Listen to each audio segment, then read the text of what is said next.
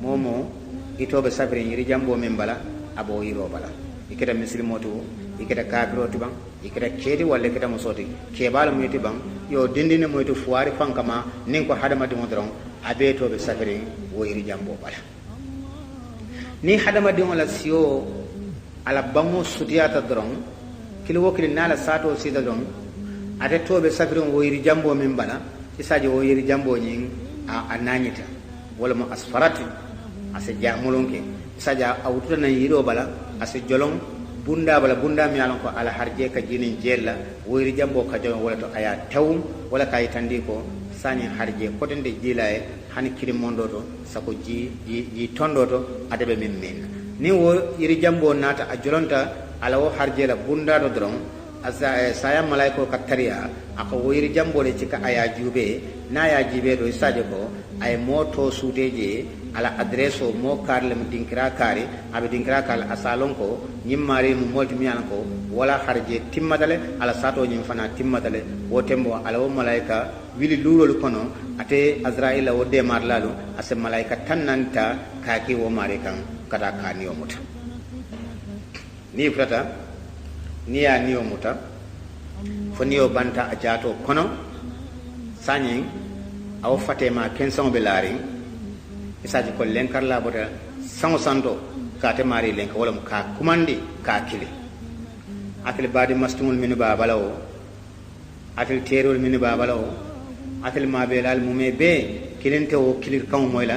na manke ate o mari mi yalan ko abelare aw bal jati kenson min belare sanyi niyo mantara kono aw frema ayatre ma ku folo say niyo lakureta bala dron wo tembo dron isalon ko lenkarobe bala santo mi yalan ko aba mari kiwela wala tinna ninnata kitabol to ko idha faraqa ruhu libadana nudiya min as-sama'i bi salasi sayhatin ya ibnu adama atrakta ad-dunya am ad-dunya tarakatika aqtalta ad-dunya am ad-dunya qatalatik akrahta ad-dunya am ad-dunya karahatik nin kuma kan sabo wala ka fufure kunna nin tembo mene ma ku folo wala minti ko asa kilir kaw moy kabanan santo wo kilir kaw kanyim men fo wala minti ko ite hadama dingo ifele larin sanyi niyo te jato kono itele duniya tuje bang wala fo duniya le te tuje ite hadama dingo mi yalan ko duniya la mu itele interesot bal tusiruna al hayata ad-dunya wal akhiratu khairu wa abqa sanyi nin karo bema ifele larin nyin duniya mi yatene man ala nyaso nyin duniya mi ni atina wala jarta ye ala soke sanya wo duniya fele sanya aye kalo fele sanya ala sa fay ko atrakte duniya sanya ite hadama donyin itele duniya tuje bang ami duniya tarakatika fo duniya le te tuje ndol semin jabino je wala minti ko duniya le te tuje amal la fira kotek ifele laari ni me baade ibe sunkanale duniya do malla sunkan duniya la fasira fanwala duniya la tamola le min be balure duniya la tamina min jaato be kendare min e mbasani nyimal dum min e borde nyimal dum e bay nyimal dum duniya be solari walla sanya aman soletela itela o nyiri nyiro be duniya kono sanya duniya fila aye boyito kad ni mente baade sanya ibe duniya mol di stop lale duniya man la fila kote ke duniya ate kanula aka kalole fili tron bar duniya kanula mo wo kalamta duniya be kuta kudar ndron bir nabi la no jamano tilo ka bonyen tilbola abe boyla abe wulla jabe boyla abe wulla jabe boyla nimi yeduna la ayete kalo fili te boje ay do fana kuma ko tege wo fana eta ay fana kalo fili woy boje aya ke dron imaju say dol fana wulita wol ju ken son be tamala wol bitala ay fana kalo fili ye boje dole ye kumulu debe kelu dole tultotal do dun kelu nyin duniya kam abitala la ay fana be kalo fili wol ye boje ate bo nyamala dron ate akanula man solala ka duniya dungo ke fa dron ke boni je ke sare nyin tay sabalal nyin drok malalu nyin dans lalu nyin chaka bungolu nyin dole min bungolu ke be kala firi dron ke kasara ay kumas mo dol la damma wala tinna malaikul ke kil kabonan sando ka fe ko atrakte dunya ite hadama dum wi fele larin sanye be nyinin kala ite le duniya tuje bang ami duniya tarakatika wala fa duniya le te tuje sanye te so jabi faye hani ite le duniya tuje wala duniya le te tuje sanye te min belari te alon asa fay ko take ko aqitalta dunya ami duniya qatalatik ite le duniya fa bang fa duniya le te fa ngaji be duniya be baloren ko re belari ko te jabiro so ke faye ko ite duniya le te fa akrahta dunya fo itele duniya kombang ami duniya karahatik fo duniya le te kon wala ite o man duniya kon kati tebe la fina abote kote le dron koto duniya le te kon kato hanni ko be montoro la sekono kraje ate diale hani signol fonye hani wulu fa wala wulu dingo ite la fila kato anoro be batandel koto duniya le te kon nyin len kar kuma sabo nyin na kabonan santo moye mi alon ko niyo bota jato kono ka fay ko ya ibnu adama atarakta dunya ami dunya tarakatika aqtalta dunya ami dunya qatalatika akrahta dunya ami dunya karahatika ni wo bota je ato hadama de mo idha wadi'a ala al muqtasil ni kundi aw jifamala ya samba kurdula pour kaku wo fana nudiya min as-sama'i bi salasi sayhatin isaje kilir kawnata koteke kabo sango sando wo fana kuma kan saba komi nyin don kede nyami tembo mine be kula wotambo molbi ka moyde bayete fure i ka moyde wo kuma wo kiliro kamen fo koteke wala minti ko ya ibn adama ita adama dum ifele larin samba kan ifele larin kuru bento kan ibne kula aina badanu kal qawi ila wo bala jati bammande mi ala ko ite fon la ka toilette ota ika josramota ifon la keku ifaye dawda ya be josi ay senia illa be mammanna wo sembe ba ale e ma ade afaq e bari telephone Allah futa bi yebulo lande nyawnya kala wala nyama hike nyawnya ni ngay bo wura tara wurare ni aso ay trasutare ifon ta sutano ifon ta wala na sariyo ya ni nyande ko awo kurlato badi masun na kanun telu wala taraje mo kana siaje fam akana tammi hani mo sabala fam nyinna ko amma fan defense no koteke amon ko lanjur jamal babal mi yanan ko jeto wala nyanta ka funte abala len karo senyem fay ko wa aina lisanuka alfasih ila wonen nen fasu yaron le ina be diaring mi yalan ko niya fo mol be setulo loyla ibe la moy kan tembo minna iba fo kan fmb ibe la moy kan yo new min belori bi ale hanni la kodo be mabon la to ita fala no ila fe yamalo min na pour idi won la atkela no fen sola ku babe la mi yalan ko ila isla fi kafo bi atkela no ma askataka e muni ye dendi bi bare alalum man sabati man so mi yalan ko wole yete dendi bi nyenti lola wa aina udhunuka sami'a iwo tulole tulo mi yalan ko ika misiko la moy won tulo mi yalan ko ika qur'ano la moy won tulo mi yalan ko ika kawando la moy walla tulo mi yalan ko wala mi lan na fa fonto pour kala moy roke sani iwo tulu dima bale ma asammaka min ye tulo kutindi bi fo ayatin ne ibika fe mo bare alalum man sabati man sabami yalan ko ay nyinno pour kete tulo suki ko kuma kan be na fale asafa ko wa aina ahibbauka al khalis ilaw kanunte balle mi yalan ko hanni dum takkijo kon do sebel ilaw kanunte le min yalan ko se duko ke no pour kane soron ilaw kanunte le min yalan ko kela parta dawoda nin ko wulita bile munane man kale malaikol nyato pour kane ni ota tembo mina ni fata kankoroto sani le ilaw terol falaysa lahu al yawma haquna hamim wala ta'amun illa min kislin la yaquluhu illa al khatir hadama de mo manda cha kano kam nyimbe be hadama de mo kunna ndol bele be nyim kuma kam moyla kabonan sango sando kadu minu nene fato minu tada wol be nene ya moyle wol tabo da jere abe larin tolle kunna sanyen tolle ta kambado nyim kuma kan sabo ni be kurla wala fana kafo wala nyinti ko ya ibnu adama aina badanukal kabir ma ade afuka wa aina lisanukal fasih ma askataka wa aina udhunuka sami'a ma asammaka wa aina ahibbauka al khalis bare bile kideta ma au hasaka bare bile te kideri kar mo kilina te keri min se defense nin kuro banta ya dundi kasanke kon ni ya dundi kasanke kon dron sanye se kiliro moy ko de kiliro bi ke te fata nyoya ite ko nen kiliro lom dron bin niyo bote te jato kono killa ye kelle yesamba kurdula killa ye kille nyin killo be ka bonan santole ni edum de kasanke kono abe no ma dron iman dahno abu o fana sekil o kiliro fana be kala kuma kan sabalati wala nyinti ko ya ibnu adama tuba laka ika صحبك رضوان الله والويل لك إن كان صحبك بسخط الله يا ابن آدم طوبى لك إن كان مأواك الجنان والويل لك إن كان مأواك النيران يا ابن آدم تذهب إلى سفر بعيد بغير زاد وتخرج من منزلك فلا ترجع إليها أبدا وتسير إلى بيت الأهوال منكم أكون أبول فليه ولم ينتكو tembo mine yedundi kasanke fano kono kililla min be kililla kabanan san santu ka fay ko e te hadama dimo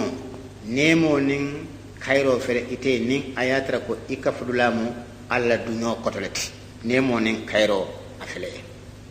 bara wo yankan kato anin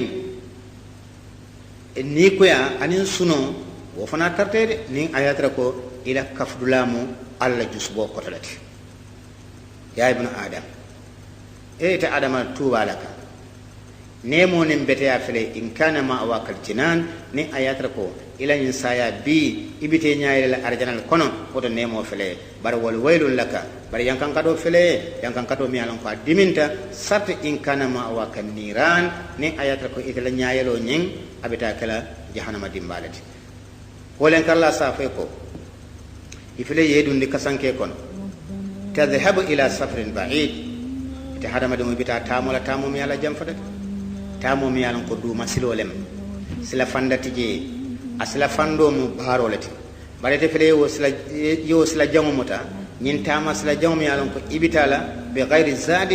إبتا نين تامولا بري سلا فندو تيبول ميالا قول مبارك كندوت إفلي بيفندين دي لا كوردا كنا ni fundindi la korda kono e keso ciga i fundita korda kono dron malaiko safa ko itete murna nan jang kotek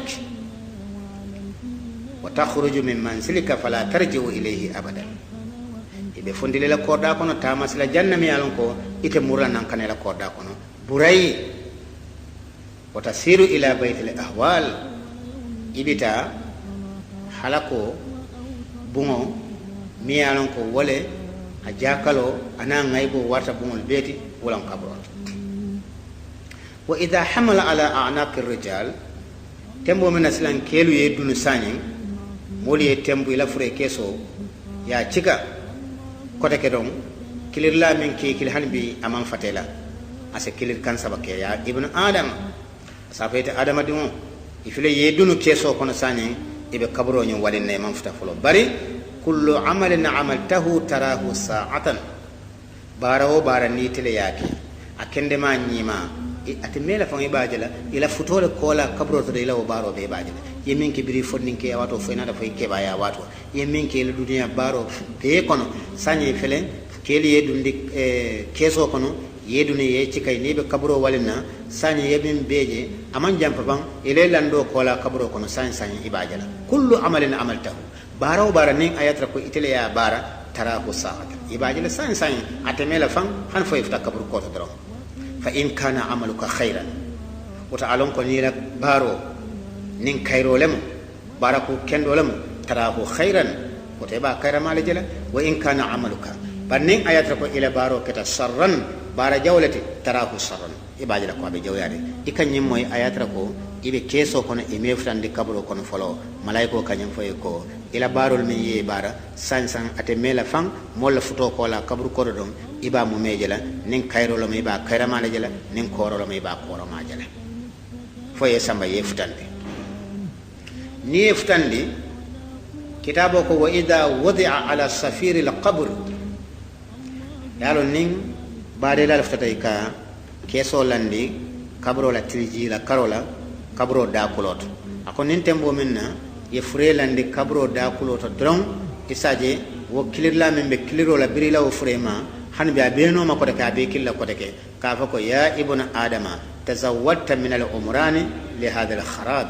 ta hadama dum yenyi nyandiro ke la bumalla yemoto nyi mal sang yedon ka nyi malu dum yido moddi mal la nyokan yana fulul nyine a halali wo a haramuri wo ya be tedandi pour janne kamma لهذا الكرابي يندين كرامي على أبي بركري يندين كرامي على نفات على أبي بويري وما حمدت لهذا الفقر وما حمدت النور لهذا الظلمة إتمن سون كفوارياتا بورس جنددا إتمن لفي كدون دبوك ka fende da min se jannorande ka sadal bonde min se nyindi bi babonde ti nyaato itama wo ke la baluwo kono afaneta umruka fi talbi dunya itala dunya baluwo mu me be ya be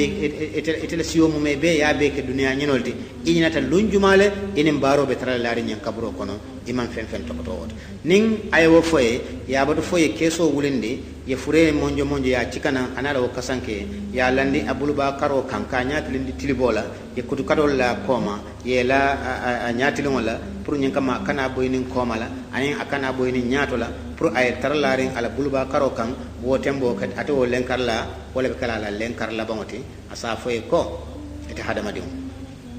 ya ibn adam ite adama dum bi fele yelande kabro ko kunta ala dhahri al-ardi itatanum banko ko kannu dahikan ibe jelela karam palasol to dol min dulal to silol kan dan silol to jelo nin kakabe kumala fasirta fi batniha hazinan barbihi ila labango jimban ko ko do jang sunolo mo kadum ustaz fulal bine tica fulal bina examo de la mi yalon ko kawlo ko munkar ni wona kir imma yatra sunurin suno min nafatala walla yatra kumbola je kumbo mi yalon ko lod latal fa ya hasratahum wa yatula bukaihim yawm al qiyamah le karla safay ko wa kunta ala dhahr al ardi natiqan itata banko ko kan wotembo inne wala be famabul min diate safo fasirta al yawma fi batniha sakitan ima jan ibe derin fo malaikol leji nin kadro ka koy ko ma dinuka ma man rabbuka wa man nabiyuka wa ma dinuka wa ma kitabuka malaikol keji nin kajata imma fo be korla jabol bang fo ita korla jabol ya sareje ile wo sare watoto kila ya fanu sallallahu alaihi wasallam akone banko buru albadi ngo kan alse astaghfirullah yo danaye alse nemo danaye jeto kadum tembo min albalandila alsafa ko bismillah ala sunnati rasulillah be nyim fure landila kila la sunna sila kendo kan sallallahu alaihi wasallam naliye woke aliye bandi albal bulo ko wala wato min nakila ko istaghfiru li akhikum fa innahu al'ana yus'al al yimbadu mi aliya bade sain malaikul futata la ibani ka kanne be nyin tembo min to malaikul bani ka kanne ali astaghfirullah yo danaye ibani ka kanne sain ko tembo mun kan wona kir fatala lonnal ko isi kabro kunna toloto ya mari kili atola e ka kili min na duniya kono abe dankulale na ye danko ya fay ko malaikul be feje ni nyinen ka imariyo mu jumalti afay ko ala ila annabiyo mu jumalti afay ko kila muhammad ni koy ko ila dino mu munati afay ko na dino mu islamo dino lati ko te badi masnoni isika hakilo bulandi wala minnin ala hakili bulandi do man kilin ala nibo watoto ngamiram binala wotola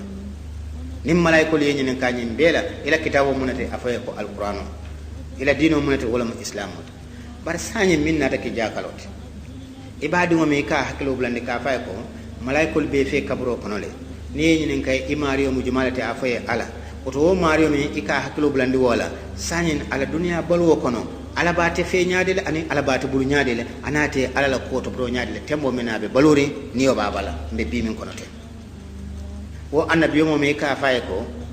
ni koy koy la annabiyo mo jumalti isa faye ko muhammadu wo muhammadu atebe wala kanda silo kan nyaadele nin kila ko ten ni mira do bodana irob atefana ko ten aw mirota ay kila la sunnul fayjana adati ji andite ka wala hakilo bulandi wala ni kaye ko ila kitabo mu ni koy ila kitabo mu jumata fa alqur'ano bi fa alqur'ana karambo mol be yele kan ite jumaale jamiya adimo bulo muta akaka sambo wo alqur'ana karambo mol to pour nyen kaburo kamala wo mariya dingol ko dindi wo alqur'ano la afama data alqur'ano la kuto adin data alqur'ano la kuto bala fa kam ite badimo ikafo wole wole be laren kaburo kono ikafa ko ning malaikul ftate kan ni koy ko ila kitabo mu jumata fa ko alqur'ano ayata ko dunya kono fo dabe alqur'ano la kuto le ba sako ni kay ko ila dino afay ko mu muslimo lati o mari data islam la kuto abe dula de fon na hakilo to don nga dunya tamande nyama nga wakil fana nga niyo la kaburo fanaye nga be sama nyola baadiŋol niŋ ñiŋ bee keta wa ida adibara nnasu anhu